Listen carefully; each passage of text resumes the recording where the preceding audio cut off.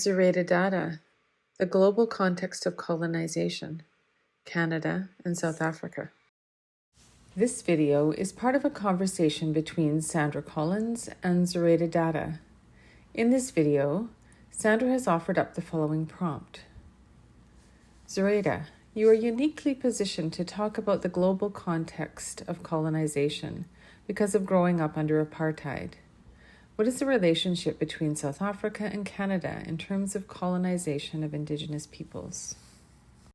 So in South Africa, what's interesting is that South Africa was annexed or colonized by the British as well as the Dutch. So when they colonized, the means of racism that was expressed is different, and colonization is different.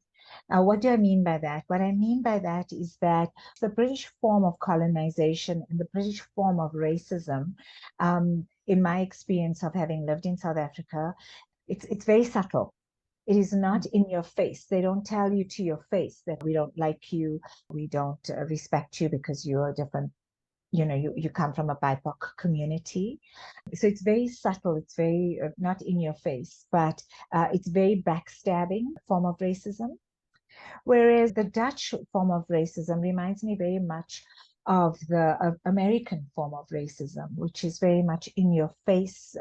We don't like you. You don't belong here. You need to get out of here. You're not welcome here.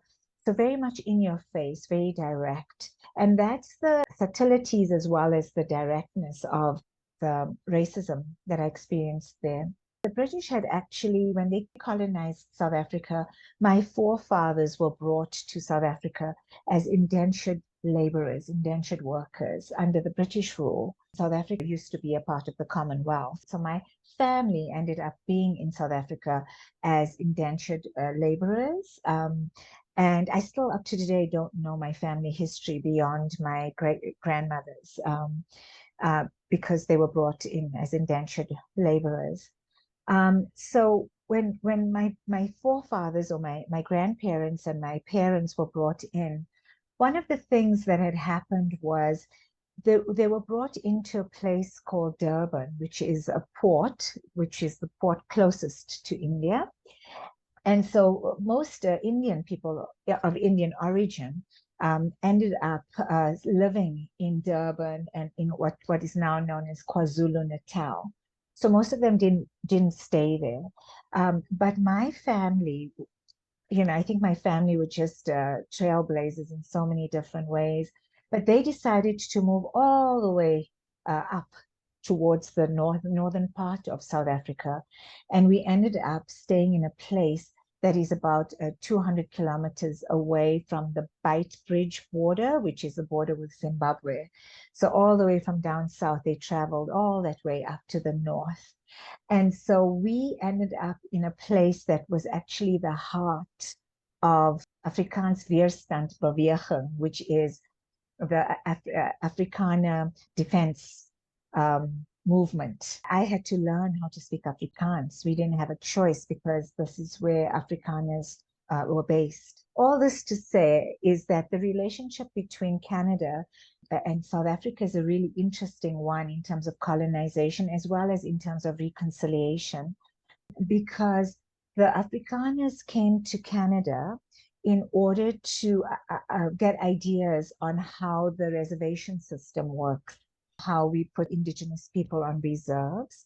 And so they emulated that. They did the same thing. And so we have in South Africa what is called the Bantustans, like Transkei and, those kind of areas that were actually only for Black people. So what they came and they did was they instituted a number of different laws, the Group Areas Act, the Migrant Labor System, a whole range of different laws that allowed them to be able to take people from where they were and to forcibly remove them. We also experienced forcible removal. But I just want to say one thing. I'm speaking from a place of privilege. I didn't experience the same level of racism against me in South Africa as ethnic Black people did. I just want to put that out there.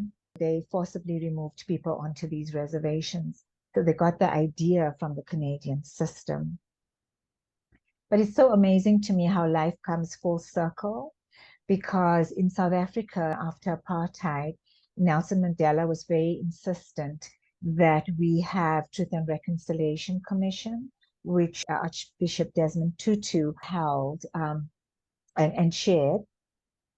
And the purpose of the Truth and Reconciliation Commission in South Africa was really to allow people a safe space to speak about their experiences. Anybody who spoke there would have immunity from prosecution. And it was really about trying to bring people together and try to heal together. And for many people, it was the first time that they had the opportunity to actually face people who had treated them so poorly and their oppressors. For many of those people, it was the first time that they experienced that. So where it comes full circle is that South Africa was one of the first countries to create and implement a system of reconciliation like that. And Canada adopted that, when it came to truth and reconciliation for our Indigenous brothers and sisters.